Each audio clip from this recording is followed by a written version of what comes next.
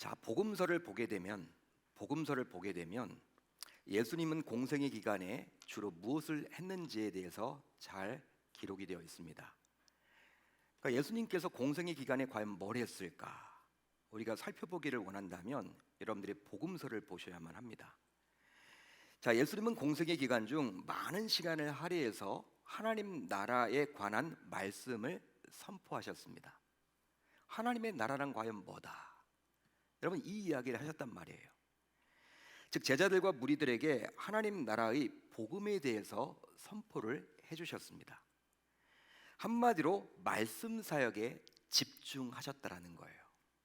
예수님은 말씀 사역을 집중하셨습니다. 물론 공생의 기간 동안에 각종 기적과 이적을 베푸사 병든 자를 많이 고치시기도 하셨고, 심지어 죽은 자도 살리셨고, 또 오병이어의 기적과 같은 놀라운 그런 기적도 베풀어 주셨죠. 귀신을 내어 쫓기도 하고요, 무리를 건너기도 하고, 물을 포도주로 만들기도 하고, 각종 기적과 이적을 많이 베풀어 주셨습니다. 하지만 그런 기적을 베풀어 주신 이유가 있겠죠. 그것은 바로 무엇이냐면 하나님의 나라의 복음을 전하기 위해서 많은 사람들을 모아야만 했기 때문에 그런 기적을 베풀어 주신 거예요. 그러니까 기적 자체가 목적이 되어서는 아니 되는 것이죠. 여러분, 병든 자 고치는 거 맞아요. 그렇지만 예수님이 이 땅에 병든 자를 고치기 위해서 오신 건 아니에요. 병든 자를 고쳐서 그 많은 사람들이 예수님에게 집중하게 함으로 말미암아 그들에게 이제 복음을 전하기 위해서였던 것이죠. 하지만 예수님께서 이리 말씀 사역을 중요하게 여겼는데, 그러다 보니까 사탄 역시 선포된 예수님의 말씀을 당시 제자들과 무리들이 온전히 받아들이지 못하도록 유혹했습니다. 예수님이 말씀 사역에 집중한 만큼 어떻게 했는지 사탄 마귀도요, 예수님의 이 말씀 사역을 방해하려고 몸부림을 쳤단 말이에요. 자, 즉 선포된 말씀이 마음에 심겨져서 결실을 맺지 못하게끔 사탄 마귀는 시험했습니다. 유혹했습니다. 자, 그러니 예수님의 입장에서도 당시 제자들과 무리들에게 선포된 말씀이 결실을 맺지 못하면 안 되었기에 이제 공감모음서 모두에 씨 뿌리는 비유를 기록해 주어서 어떤 방해 공작이 있더라도 말씀을 받아서 결실을 맺어야 함을 강조해 주셨다라는 거예요. 예수님이 갑자기 씨 뿌린 자의 비유를 하신 이유가 있겠죠. 하신 이유가 있다라는 거예요. 그 이유를 알고 오늘 말씀에 집중해 보셔야만 하는 것입니다. 따라서 오늘 살펴볼 씨 뿌린 자의 비유는 너무나도 중요한 말씀이에요. 비유입니다.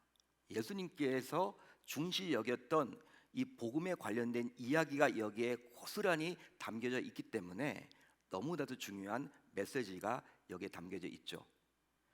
자, 그리고 예수님의 심정이 담겨 있다라고 말할 수 있는 것입니다.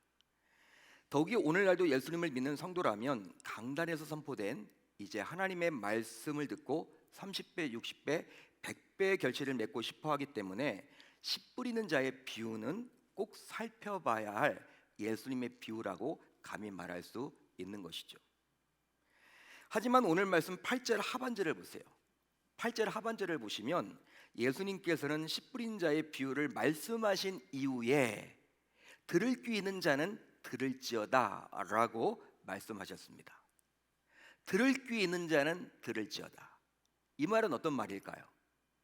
여러분, 이 말은 어떤 말이에요? 당시의 사람들이 쉽게 깨닫도록 비유로 말씀하셨지만 들을 수 있는 귀를 가진 자만이 이 말씀을 이해할 수 있다라는 의미입니다. 아무나 여러분들 이해할 수 있다는 말이 아니에요.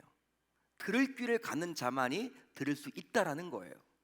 예수님이 쉽게 비유로 말씀을 해주고 있지만 들을 귀 있는 자만이 들을 수 있다라는 거. 자, 그런즉 오늘 선포된 말씀 역시 이제 씨 뿌리는 자의 비유를 근거한 것이기 때문에 들을 귀 있는 자들만이 깨닫게 되는 것이겠죠.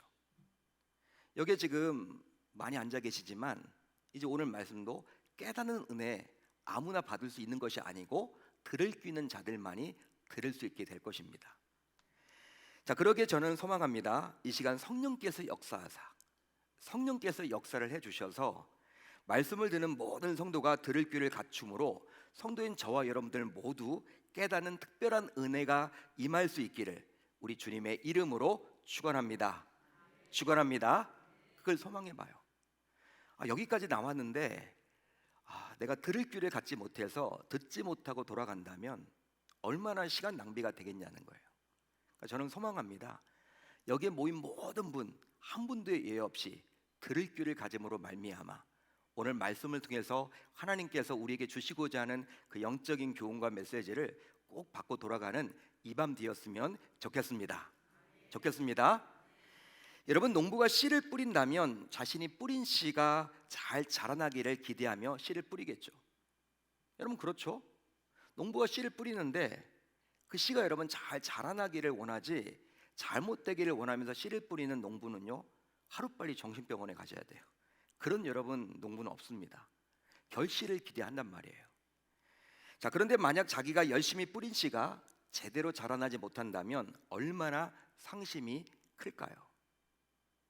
자, 그러게 농부로서는 과연 무슨 이유로 씨가 자라지 못할지를 살피지 않겠습니까?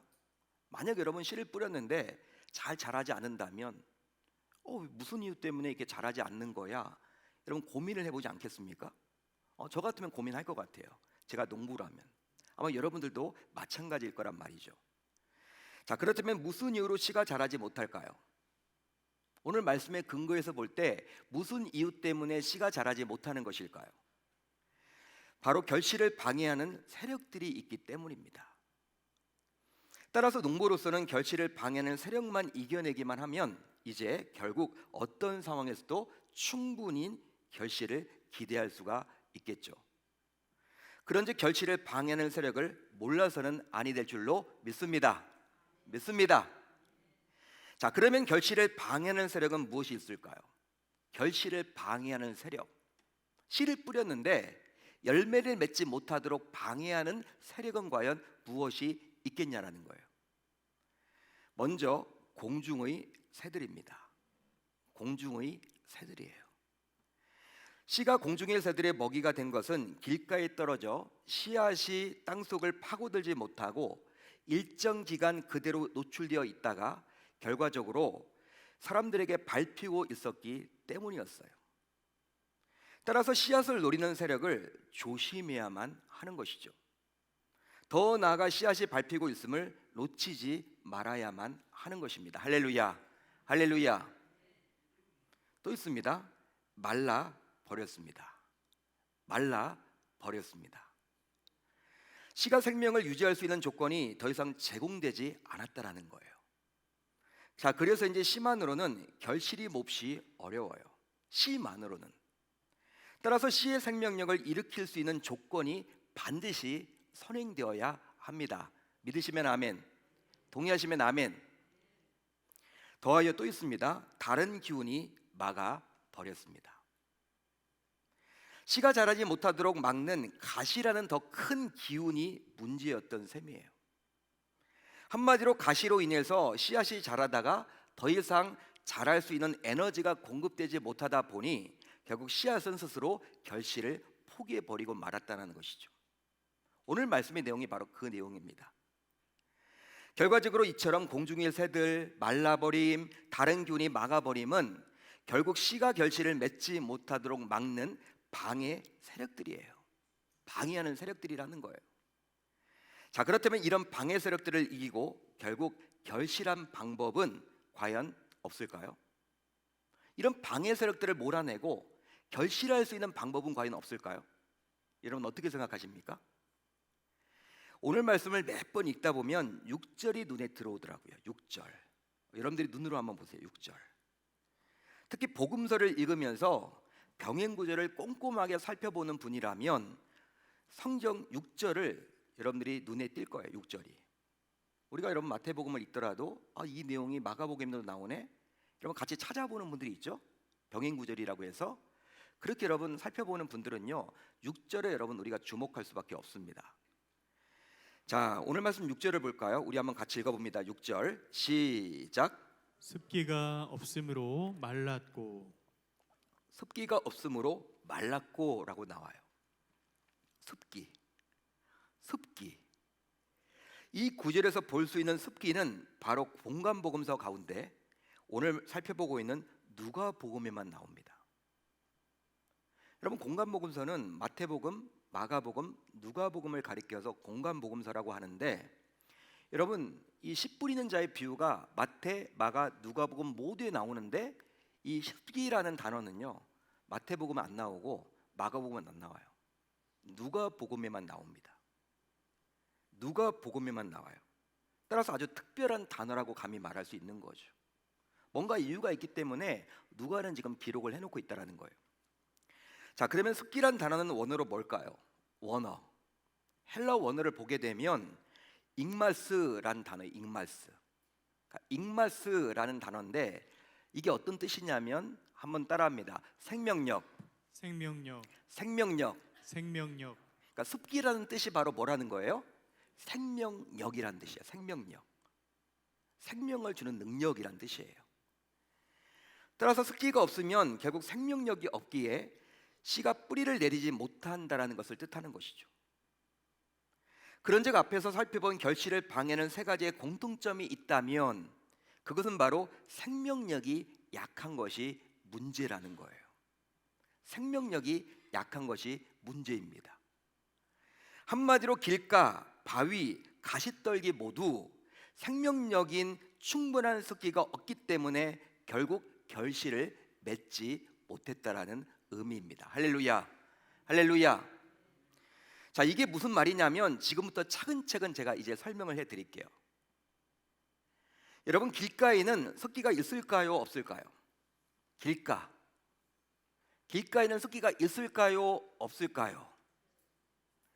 비가 내리지 않았던 팔레스타인 길가는 사람들이 다니는 딱딱한 땅인지라 설령 습기가 있더라도 땅 안으로 스며들 수가 없었습니다.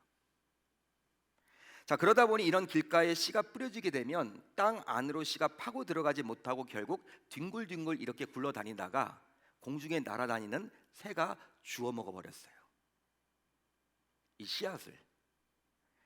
자, 그러면 바위 위는 어떨까요? 바위 위.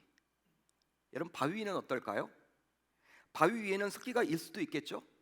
습기가 여러분 있을 수도 있습니다. 그렇지만 햇빛이 나면 금세 말라버리고 말아요. 바위는 여러분 이제 크기가 크잖아요. 햇빛도 여러분 더 일찍 받겠죠. 여러분, 습기가 여러분 있다가도 금방 여러분 사라져 버려요, 햇빛 때문에. 그러니까 바위 위에 씨가 뿌려진다고 해서 씨가 뿌리를 낼 수 있을까요, 없을까요? 없죠, 여러분들. 뿌리를 낼 수가 없는 거예요, 바위 위에는. 더하여 가시떨기는 어떻습니까? 가시떨기에는 습기가 있을 수 있겠죠. 가시떨기는 여러분 보통 습지 같은 데서 여러분 가시떨기가 나오잖아요. 예?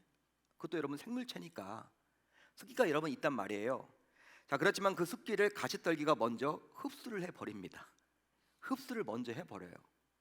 따라서 씨는 흡수할 습기가 더 이상 없기 때문에 이제 뿌리를 내지 못하고 성장을 하지 못하는 거예요. 이처럼 결국 씨가 길가와 바위 위와 가시떨기에서 자라지 못하는 것은 무엇이었기 때문이에요? 무엇이었기 때문이에요? 습기가 없기 때문이에요. 습기가 없기 때문에. 여러분, 씨가 뿌려질 때 꼭 필요한 것이 있다면 과연 무엇일까요? 여러분, 씨가 뿌려졌을 때 꼭 필요한 것 두 가지가 있어요. 여러분, 무엇이 필요할까요? 햇빛과 물이에요. 햇빛과 물이 필요합니다. 자, 실제로 이 햇빛과 물이 없으면 뿌려진 씨가 성장할 수가 없는 거예요. 한마디로 씨앗은 생명을 유지할 수가 없다라는 것이죠. 따라서 햇빛과 물은 생명 유지에 아주 필수적인 조건들이에요. 물만 있어도 안 되고 햇빛만 있었어도 안 돼. 햇빛과 물은 모두 필요해. 자, 그런데 오늘 말씀을 보게 되면 햇빛은 이미 충분합니다. 햇빛은 여러분 비춰지고 있어요. 햇빛은 문제가 될 수 없고 단지 무엇이 문제예요? 물인 습기가 부족할 뿐이라는 거예요. 그러기에 습기가 충분하면 어떤 조건에서도 결실을 기대할 수가 있겠죠. 그런즉 좋은 땅인 옥토는 기름진 땅, 충분한 습기가 있는 땅이라고 말할 수 있습니다. 믿으시면 아멘, 동의하시면 아멘. 여러분, 그렇다면 좋은 땅이 유지하고 있는 습기는 과연 어떤 것을 말하고 어떤 것을 의미할까요? 즉 결실을 맺기 위한 습기는 무엇일까요? 오늘 말씀에 나와 있는 습기는 뭘 뜻하는 것일까요? 먼저 은혜의 눈물입니다. 은혜의 눈물이에요. 은혜의 눈물은 우리가 하나님 앞에서 구원받은 감격뿐만 아니라 날마다 하나님께서 베풀어 주신 은혜의 감격 속에서 흘리는 눈물을 말하는 것이죠. 이런 은혜의 눈물은 내 영혼을 건조하게 하지 않고 드라이하게 하지 않고 촉촉하게 적시는 습기입니다. 따라서 은혜 받은 것에 대한 감격의 눈물은 반드시 씨앗이 뿌리 내려서 자라게 하는 힘과 에너지가 되는 것이죠. 그러기에 은혜를 받을 수 있는 방편인 말씀을 받을 때 어느새 눈물이 말라 버렸다면 이것은 내 영혼이 성장하는데 아주 심각한 장애 요소가 될 수 있다라는 거예요. 다음으로 회개의 눈물입니다. 회개의 눈물이에요. 실제로 죄의 세력은 무시할 수 없을 만큼 커다랗습니다. 여러분, 죄의 세력을요 무시할 수 없어요. 진짜 여러분 어마어마합니다. 예? 상상 이상이에요. 죄의 세력이라는 것이. 자, 그러다 보니 이것을 그냥 놔두게 되면 내 마음과 영혼은 어느새 메말라지게 되는 것이죠. 자, 그래서 이제 회개 없는 심령에는 새들이 모이게 되고 가시떨기가 더 강하게 자라서 결국 결실을 맺을 수가 없어요. 실제로 사탄 마귀는 회개하지 않은 심령을 공격합니다. 그 결과 사탄이 공격하는 심령에는 염려와 욕심이 무성하게 자라나죠. 더하여 시련과 환난은 회개하지 않은 자에게 더 크고 강하게 다가오기도 한다라는 거예요. 그러기에 만약 기쁨이 없다면 회개를 잃어버린 결과인 셈입니다. 믿으시면 아멘, 동의하시면 아멘. 내가 여러분 기쁨이 없다. 요새 기쁨이 없어. 왜 그럴까? 여러분 잘 생각을 해보세요. 여러분 죄로 인해서 우리가 지금 기쁨이 없는 거예요. 죄를 여러분 충분하게 우리가 회개하고 돌아가면요, 여러분 어느새 또 기쁨이 회복됩니다. 죄와 여러분 기쁨은요 상극이야, 상극. 죄가 여러분 딱 우리를 이렇게 지배하고 있으면요 기쁨이 생겨날 수가 없고 마음에 평안이 없어요. 평안이 없단 말이에요. 여러분 회개해야 하는 것이죠. 죄가 생길 때마다 회개해야 하는 것입니다. 회개의 눈물. 더하여 성김의 땀입니다. 성김의 땀이에요. 좋은 옥토에 공급되는 습기는 결국 하늘의 비와 농부의 정직한 땀이에요. 따라서 말씀의 씨앗들이 뿌리 내려서 결실을 맺기 위해서는 인내하며 섬겨야만 하는 것이죠. 그런즉 섬기면서 우리의 이마에서 땀이 나야 하고 몸에서 땀이 나야 하는 것입니다. 결국 그리할 때 하나님께서는 우리가 흘린 땀만큼 결실하는 복을 반드시 부어 주십니다. 할렐루야, 할렐루야. 섬김의 땀. 여러분 섬기다 보면요, 여러분 이제 어떻게 돼요? 은혜가 여러분 또 임해요. 섬기다 보면 어떤 분들은 그래요. 내가 은혜가 임하면 섬기겠다고 하는데 섬기다 보면 또 은혜가 임한다니까요. 기쁨이 회복된다니까요. 놀라운 일이에요. 또 있습니다. 그뿐 아니라 예수 보혈의 피입니다. 예수 보혈의 피입니다. 예수님께서 십자가에서 흘리신 피가 나를 적시고 나를 다스릴 때 결국 내 영혼은 성장하게 되고 내 삶은 다시 죄에서 깨끗하게 용서받아서 회복되고 그 결과 결실을 맺게 되어 있죠. 특별히 보혈의 피가 그 어떤 습기보다도 더 강력하다고 감히 말할 수 있습니다. 동의하십니까? 이처럼 은혜의 눈물, 회개의 눈물, 섬김의 땀, 예수 보혈의 피는 모두 우리의 마음밭에 꼭 필요한 습기라고 감히 말할 수 있는 거예요. 이런 습기가 있을 때 결국 우리 영혼에는 성장이 일어나게 되는 것이죠. 할렐루야, 할렐루야. 여러분 우리가 같은 말씀을 받잖아요. 여러분 강단에서 선포된 하나님의 말씀을 같은 장소에 있는 분들이 들었어요. 여러분 그렇지만 어떤 분들은요 그걸 하나님의 말씀으로 온전히 받아들여요. 여러분 어떤 분들은 그렇지 못해요. 여러분 그 차이가 과연 뭘까? 그 마음에 과연 습기가 있느냐 없느냐, 그 차이가 난다라는 것이죠.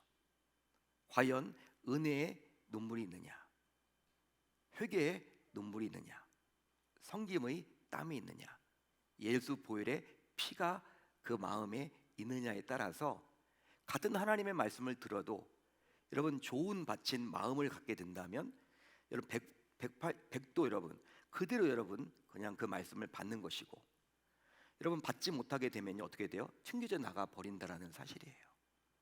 여러분 오늘 본문의 말씀이 바로 그런 내용들을 말하고 있는 것 아닙니까? 따라서 저와 여러분들 모두 정말 우리의 마음에 습기가 있을 때 우리의 영혼에는 성장이 분명히 일어날 수 있음을 반드시 기억하고 돌아갈 수 있어야 할 줄로 믿습니다. 사랑하는 성도 여러분, 어쩌면 성도인 우리 가운데서도 왜 나에게 열매가 없는지 모르겠다며 불평하는 분들이 계실지 모르겠습니다. 즉 나는 왜 이렇게 능력도 없고 되는 일도 없고 계속해서 문제가 생기고 꼬이는지 모르겠다며 몹시 속상해하며 하소연하는 분들도 계실지 모르겠어요. 낙심하고 계신 분들도 모르겠습니다. 하지만 결실이 없다며 너무 쉽게 자포자기해서는 아니 되겠죠. 그 이유는 바로 충분한 씨앗을 뿌렸다면 이제 결실을 위한 준비와 과정의 시간을 반드시 가져야만 하기 때문이에요. 물론 그 준비와 과정의 시간은 몹시 힘이 드는 것도 사실입니다. 그렇습니다. 과정 없는 결실은 없습니다. 과정 없는 결실은 없어요. 마치 어린아이가 엉엉 아프다고 울면서 성장통을 겪어야지만 성장이 일어나듯이 과정을 분명히 거쳐야지만 성장이 일어나는 거예요. 열매를 맺는 거예요. 결실이 있는 거예요. 여러분 씨를 뿌렸다고 여러분 그게 바로 자랍니까? 시간이 여러분 필요해요. 시간이 필요합니다. 여러분 농부들도 여러분 땀을 흘려요. 때론 여러분 노심초사하면서 눈물을 흘립니다. 안타까워합니다. 여러분 그런 것들이 있을 때 결국 가을에 이제 풍성한 열매를 맺는 것처럼 여러분 우리의 그러한 영적인 것들도 마찬가지라는 거예요. 우리가 여러분 한 번 기도했다고 해서 그게 여러분 즉각 응답 받았다면 우리가 다 하나님이지, 우리가 다 하나님이 돼버리는 거예요. 여러분 성경은 그렇게 말을 하고 있지 않다라는 것이죠. 과정 없는 결실은 없음을 우리 모두 기억해야 하는 것이죠. 또 저절로 되는 것은 없습니다. 즉 헌신과 섬김이 없는 결실은 없다라는 거예요. 더하여 시간이 약이라며 막연한 기대를 갖도록 만드는데, 하지만 이런 소리는 우리로 하여금 긴장하지 못하도록 만드는 사탄의 소리일 뿐인 거예요. 자, 그렇다면 이제 성도인 우리는 이제 어떻게 하면 좋겠습니까? 이제 어떻게 하면 좋을까요? 뭘 붙잡고 우리가 기도하면 좋겠습니까? 바로 울어야 삽니다. 울어야 삽니다. 한번 따라합시다. 울어야 삽니다. 울어야 삽니다. 실제로 결실을 위한 습기는 결국 눈물이에요. 따라서 눈물을 뿌려야 열매가 맺고 열매가 있는 것이죠. 그러기 위해서는 우선 은혜가 고갈되지 않게 해야만 합니다. 은혜가 고갈되지 않도록 해야만 해요. 힘써야만 합니다. 그러기에 은혜를 받는 일이라면 그 무엇보다도 우선해 주셔야만 하는 것이죠. 장로교의 창시자였던 존 칼빈이 이야기를 했지만 은혜의 방편인 무엇이 있습니까? 칼빈이 이런 이야기를 했어요. 기독교 강요에서 은혜를 받을 수 있는 방법은 세 가지다. 말씀과 기도와 성례다. 이런 말을 했습니다. 성례, 성찬, 세례를 말하는 거예요. 자, 그렇기 때문에 은혜의 방편인 말씀이 있고 기도가 있고 성례가 있는 곳에는 꼭 참석을 하셔야만 하는 것이죠. 다음으로 주의 세력을 이겨야 합니다. 그러기에 항상 성령의 지배를 받아서 살아가야만 하는 것이죠. 또 하나님의 성품인 거룩하고 성결하게 살려고 몸부림을 쳐야만 하는 것입니다. 그 결과 하나님의 부르심을 받는 그 순간까지 끝까지 내 마음을 눈물로 땀으로 보혈의 피로 적실 때 하나님께서 약속하신 100배의 복을 받게 되는 놀라운 역사를 이 밤 경험하게 될 줄로 믿습니다. 여러분 이제 이 밤 우리가 찬양 이후 간절히 기도하는 가운데 우리의 마음을 부드럽게 하고 풍성하게 하고 촉촉하게 적셔 봅시다. 또 성도인 우리 모두 이제부터 은혜 받는 자리, 눈물 흘리는 자리, 땀을 흘리는 자리, 대접하는 자리, 즉 섬김의 자리에 많이 가겠다라고 다짐하고 결단하는 저 여러분들이 다 되실 수 있기를 우리 주님의 이름으로 축원합니다. 축원합니다. 그렇게 멋지게 살아내겠다라고 결단하고 다짐하는 저 여러분들이 다 되실 수 있기를 바랍니다.